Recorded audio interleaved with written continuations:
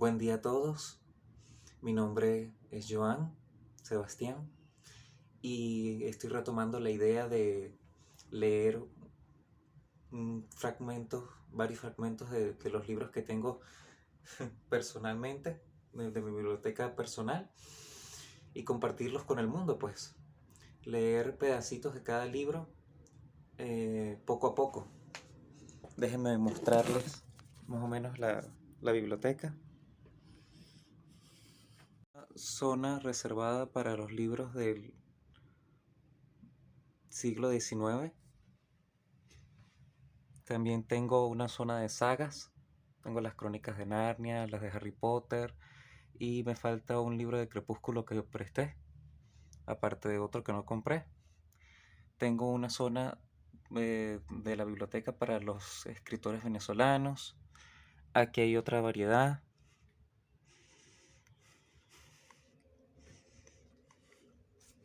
Aquí hay una zona como de enciclopedias y otros libros de ramas específicas.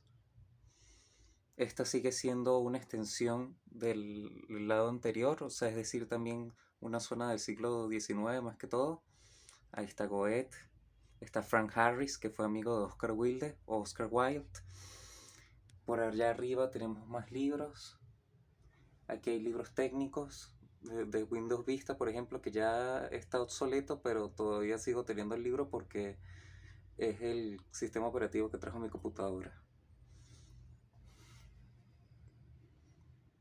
Por allá hay otra zona de enciclopedias. Está la de Conocer Venezuela, está una enciclopedia de psicología.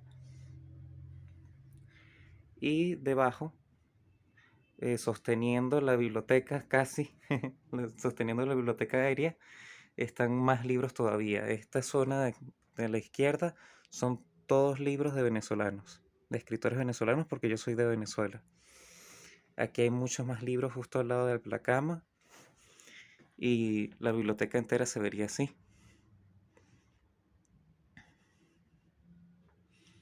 Ah, por cierto que por acá está la zona donde tengo las pocas películas originales que he podido comprar a lo largo de mi vida, que no son muchas. Pero esa de Bill Murray me encanta, es un clásico de comedia.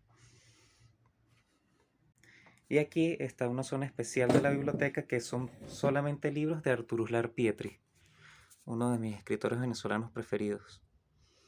Todos son de él. Es mi colección personal de los libros sobre él, incluyendo una tesis doctoral eh, que está por acá abajo. Ajá, la razón de la acción, la razón y la acción, entre la razón y la acción. Es una tesis doctoral sobre Arturo Uslar Pietri, sobre su fase política, sobre su fase como político venezolano. Ah, y por acá están Woody y Buzz Lightyear, que los tengo desde la niñez. Bueno, hoy comenzaré un libro que se llama Peter Pan y Wendy, que es la novela de James Matthew Barrie, un escritor británico del siglo XIX, que primero hizo esta obra, o sea, escribió esta obra como o este libro, como una obra de teatro para representarse frente a público, pues. Pero después dijo que la iba a adaptar a novela y extendió la historia. Entonces empecemos con Peter Pan y Wendy, que se publicó originalmente, si no recuerdo mal, en 1911. Y luego James Matthew Barrie, el autor, cedió los derechos de su libro a un hospital de Inglaterra, de cuyo nombre no puedo acordarme, pero cedió todos sus derechos justamente para favorecer a todos los niños que fuesen a ese hospital. Nota del editor. Sir James Matthew Barrie nació en Escocia en 1860 y murió en 1937. Es una de las primeras figuras de la literatura inglesa contemporánea. Su fama la debe especialmente a sus obras teatrales, siendo la más popular la comedia infantil Peter Pan, de 1904, con cuyo argumento compuso después el célebre libro para niños Peter Pan y Wendy, de 1911. Fue profesor de las universidades inglesas de San Andrés y Edimburgo, llegando a ocupar la presidencia de las mismas. Su amor a los niños, tan patente en su cuento inmortal, motivó el que hiciera cesión de sus derechos de autor del Peter Pan a favor de un hospital de niños de Londres. Editorial Juventud, que se enorgullece de haber dado a conocer a los niños españoles las obras maestras de la literatura infantil contemporánea, publicó la primera edición de Peter Pan y Wendy en noviembre de 1925.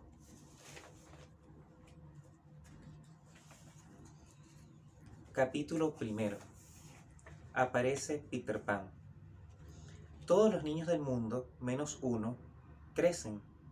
Y no solo crecen, sino que enseguida saben que han de crecer. Nuestra Wendy lo supo del modo siguiente. Cierto día, cuando solo contaba 2 años, estaba jugando en un jardín. Arrancó una flor y corrió a llevársela a su madre. Es de suponer que debía de estar encantadora, pues la señora Gentil, poniéndose una mano sobre el corazón, exclamó: «¡Oh! ¿Por qué no habrías de quedarte así para siempre?». Nada más que esto sucedió entre las dos, pero desde entonces Wendy supo que crecería. Se sabe esto siempre después de cumplir los 2 años. Los 2 años son el principio del fin. Vivía en el número 14 de su calle y hasta la llegada de Wendy, su madre era el personaje principal de la familia.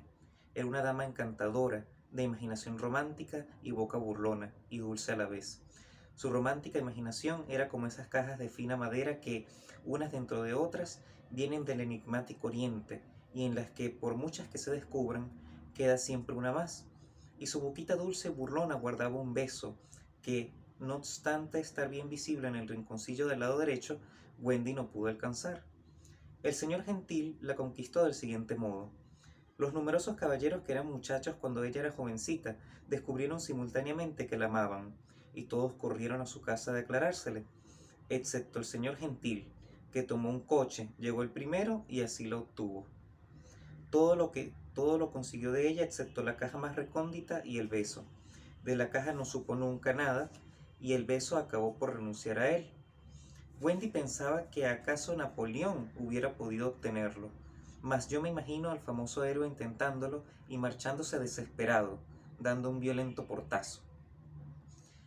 El señor Gentil acostumbraba a jactarse delante de Wendy de que su esposa no solo le amaba, sino que le respetaba. Era uno de esos hombres sagaces que conocen perfectamente la cotización y las acciones. Claro está que ninguno de ellos las conoce en realidad, pero lo aparentan, y nuestro señor Gentil tenía un modo de decir que la cotización subía y las acciones bajaban, que cualquier mujer le hubiera respetado.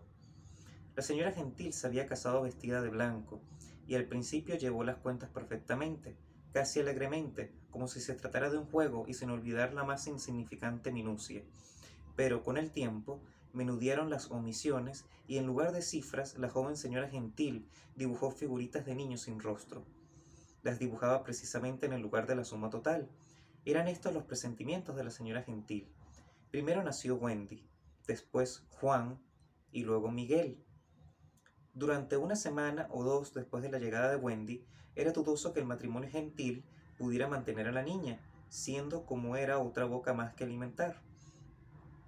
El señor Gentil estaba orgullosísimo de ella, pero era muy honrado, y sentado al borde de la cama de su esposa, teniendo su mano cogida, calculaba gastos mientras ella le miraba, implorante. La esposa quería correr el riesgo, sucediera lo que sucediera, pero este no era el sistema de él. El sistema de él era armarse de lápiz y papel, y cada vez que ella le hacía equivocarse, volver a empezar de nuevo. «No me interrumpas», le rogaba. «Yo tengo aquí 1 libra con 17 chelines y 2 libras con 6 chelines en la oficina. Suprimiendo mi café en la oficina, pongamos 10 chelines, que hacen 2 libras, 9 chelines y 6 peniques. Con tus 18 y 3 hacen 3 libras, 9 chelines, 7 peniques. Con 5, 0, 0 en mi libro de cheques hacen 8 libras, 9 chelines, 7 peniques. ¿Quién se mueve? 8, 9, 7, y llevo 7. No me hables ahora, querida. Contando la libra que prestaste a aquel hombre que llevó a la puerta. Quieta, niña. 7 y llevo niña. ¿Lo ves, mujer? ¿Lo ves? 9 libras, 9 chelines, 7 peniques. He dicho 9, 9, 7. Sí, he dicho 9, 9, 7. Ahora esta es la cuestión. ¿Podremos intentarlo por un año con 9 libras, 9 chelines y 7 peniques? Claro que podemos, Jorge, exclamó ella. Pero ella se inclinaba notablemente en favor de Wendy, y él era de los dos el de carácter más enérgico. Recuerda que luego vendrá la dentición, advirtió en tono casi amenazador, y continuó: dentición, 1 libra. Esto es lo que he apuntado, pero me atrevería a decir que no baja de 30 chelines. No hables. Sarampión, 5 más. Falso sarampión, media guinea. Hacen 2 libras, 15 chelines, 6. No muevas ese dedo. Tosferina, 15 chelines. Y así sucesivamente, aumentando cada vez más. Pero al fin Wendy salió adelante con la dentición limitada a un gasto de 12 chelines, 6 peniques y los 2 sarampiones reducidos a uno solo. La misma preocupación causó Juan, y a la llegada de Miguel aún fue la cuestión más ardua. Pero el matrimonio conservó a los niños como había conservado a la niña, y pronto pudo verse a los tres ir a la escuela kindergarten de la señorita Fulson, acompañados de su niñera. A mamá Gentil le gustaba tener de todo, y papá Gentil tenía una verdadera pasión por ser lo mismo que sus convecinos. Por ello, naturalmente, tenían una niñera. Como eran pobres, debido al gran consumo de leche que hacían los niños, su niñera era una relamida perra de Terranova llamada Nana, que no había servido particularmente a nadie hasta que los Gentil la contrataron. Nana había concedido siempre, sin embargo, una gran importancia a los niños, y los Gentil habían entrado en relación con ella en los jardines de Kensington, donde Nana pasaba la mayor parte de su tiempo libre asomando el hocico dentro de los cochecillos de los niños, y donde era particularmente odiada por las niñeras descuidadas, a las que seguía a sus casas para quejarse de ellas a sus amos. Nana probó ser la verdadera joya de las niñeras.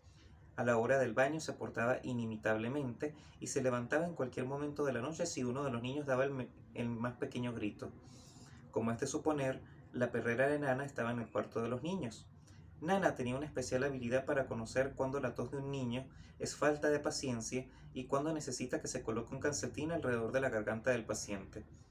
Hasta el último día de su vida creyó en los anticuados remedios clásicos, como las hojas de ruibarbo y otros por el estilo, y hacía muecas de desprecio al oír la charla moderna acerca de microbios, gérmenes, etc. Era una viva lección de corrección el verla escoltando a los niños hasta la escuela, andando formalmente a su lado cuando se portaban bien y haciéndoles retroceder cuando se desviaban, hasta volver a formar la hilera.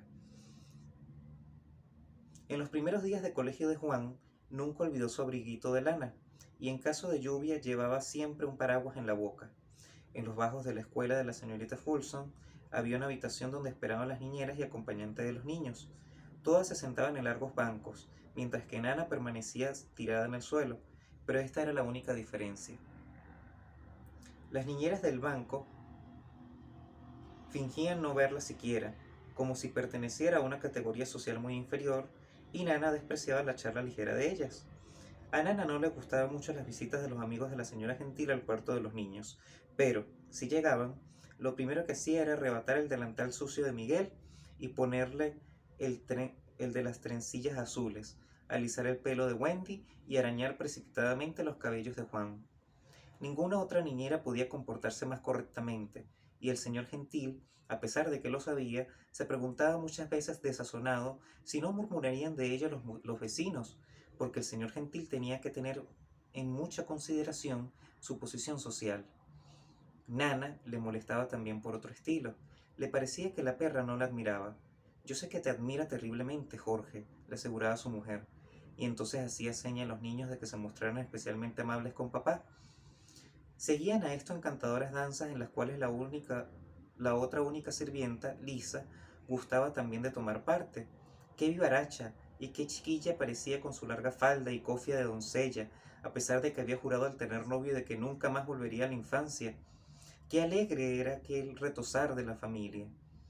La más alegre de todos, era mamá Gentil, quien hacía piruetas con tanta ligereza que lo único que de ella podía verse entonces era el beso de la comisura de la boca. El que entonces hubiera balanzado a ella lo hubiera obtenido. No existió nunca una familia más sencilla y feliz que esta hasta la llegada de Peter Pan. La primera vez que la señora Gentil supo de Peter Pan, fue en ocasión de estar ordenando la imaginación de sus pequeños. Es una excelente costumbre que las buenas madres cumplen todas las noches, así que los niños han dormido. La de escudriñar sus imaginaciones y poner las cosas en orden para la mañana siguiente, colocando en los sitios adecuados la infinidad de materias diversas que por ellas han vagado durante el día. Si vosotros, niños, pudierais permanecer despiertos, claro está que no podéis, veríais a vuestra madre hacer esto y encontraríais muy interesante la observación. Es una cosa así como el arreglo de los cajones de una cómoda o armario. La veríais de rodillas, riéndose de algunos de los objetos contenidos en vuestras cabecitas, cavilando cómo diantre los habríais recogido, haciendo descubrimientos dulces y otros que no lo son, apretando una cosa a su mejilla como si le pareciera tan linda como un lindo gatito y ocultando otra apresuradamente lejos de su mirada. Cuando despertáis por las mañanas, las pasiones y maldades con que os fuisteis al lecho han sido dobladas en pliegues pequeñísimos y colocadas en el fondo de vuestra mente, y en la superficie, en cambio, están extendidos vuestros más lindos pensamientos, prontos para que los uséis. Yo no sé si habréis visto nunca el mapa de la mente de una persona. Los médicos dibujan a veces mapas de otras partes de vuestro ser, lo que puede resultar algo interesante, pero les desafiaría a que tratasen de dibujar la imaginación de un niño que no solo es confusa, sino que no deja un momento de dar vueltas. Hay sobre ellas líneas en zigzag como las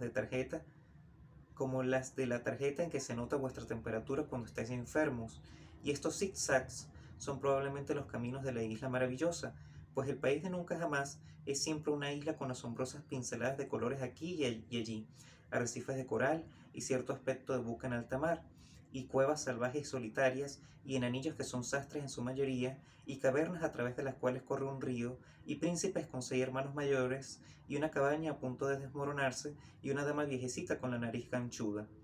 Sería bastante sencillo este mapa si solo hubiera esto en él, pero es que está también el primer día de escuela, la religión, el estanque redondo, el punto de aguja, los papás, los asesinatos que los mayores leen en los periódicos, el dativo de los verbos, el día del budín de chocolate, los primeros tirantes, las castañas asadas, los 3 peniques que dan los papás a los niños que se sacan ellos mismos los dientes y otras muchas cosas por el estilo. Todo esto o bien forma parte de la isla o son otros mapas que aparecen a través de ella y que se confunde completamente porque además nada de esto se está quieto. Aquí hay una ilustración que dice: ¿acaso te dolerá un poquito?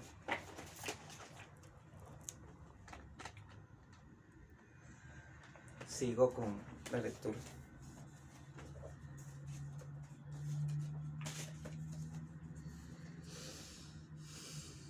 Es fácil comprender que los distintos países de nunca jamás varían grandemente. El de Juan, por ejemplo, tenía una gran laguna con flamencos que volaban sobre ella y a los cuales cazaba el mismo Juan, mientras el de Miguel, que era mucho más pequeño, tenía un flamenco con lagunas que volaban sobre él. Juan vivía en un bote colocado boca abajo sobre la arena, Miguel en una tienda india y Wendy en una casa de hojas hábilmente cosidas unas a otras. Juan no tenía amigos, Miguel tenía muchos, y Wendy tenía un lobo favorito abandonado por sus padres. Pero aún dentro de estas variaciones, los países de nunca jamás tienen una especie de parecido familiar, y si se pusieran en hilera y permanecieran quietos, podríamos encontrarle ese parecido. En estos mágicos países, los niños que juegan detienen siempre sus barquillas. Todos nosotros hemos estado allí, y aunque no desembarcaremos en ellos nunca más, todavía podemos oír el murmullo de las olas al romper sobre la arena. De todas las islas deliciosas, la del país de nunca jamás es la más cómoda y agradable. No es ancha y con monótonas distancias aburridas entre aventura y aventura, sino que éstas formaban un bello y compacto grupo. Cuando durante el día la fingís en vuestros juegos con las sillas y el mantel, la isla no tiene nada de alarmante. Más 2 minutos antes de que os vayáis a dormir, llega a ser casi una realidad. Por ello hay que poner lamparillas en los cuartos infantiles.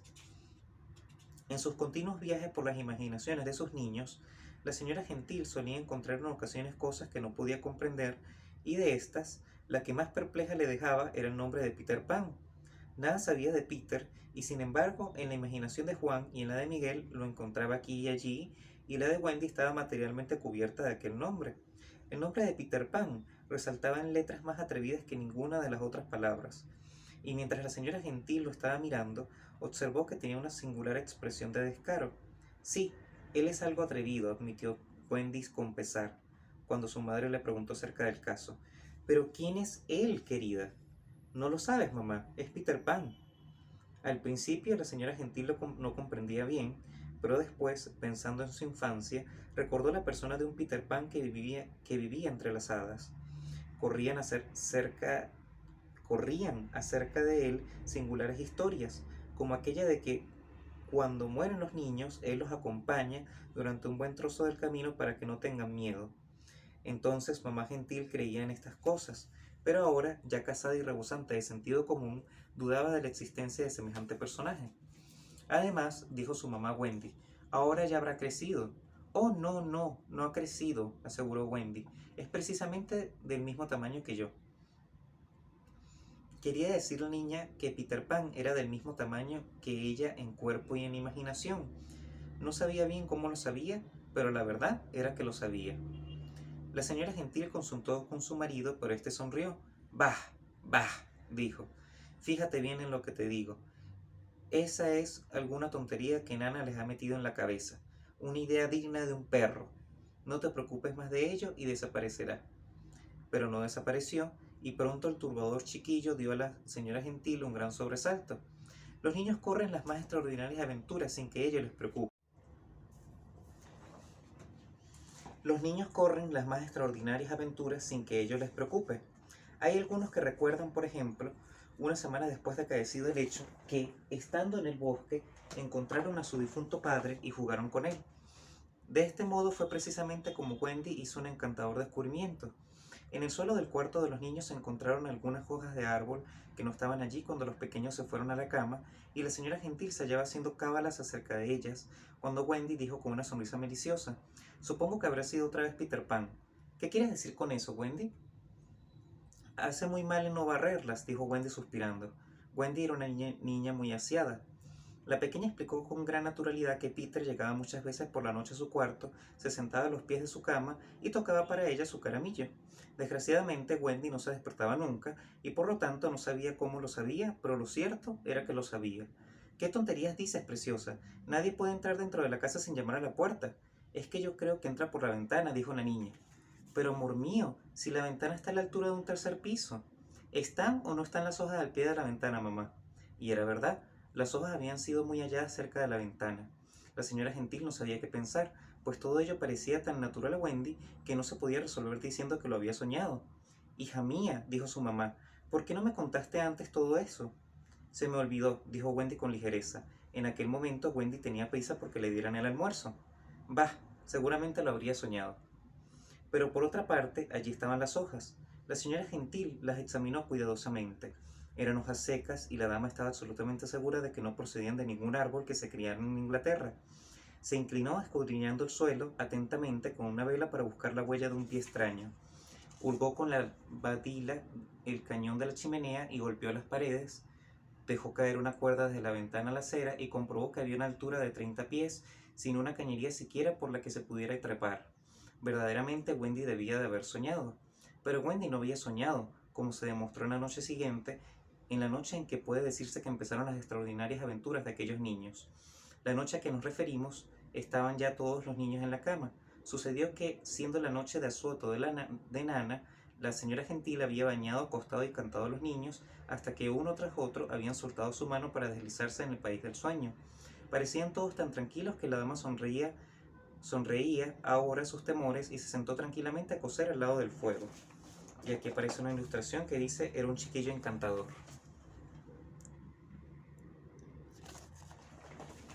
Cosía ropita para Miguel, a quien en su cumpleaños habían vestido de pantalones. El fuego daba un calorcillo grato y el cuarto de los niños estaba débilmente alumbrado por 3 lamparillas. No tardó mucho la costura de la señora Gentil en caer sobre su regazo. Cabeció entonces, oh, con cuánta gracia, estaba dormida. Estaban dormidos los cuatro, Wendy y Miguel a un lado, Juan al otro y mamá Gentil cerca del fuego. Debiera haber habido una cuarta lamparilla. Mientras dormía tuvo la señora Gentil un sueño. Soñó que se le acercaba el país de nunca jamás y que un chiquillo desconocido surgía de la isla.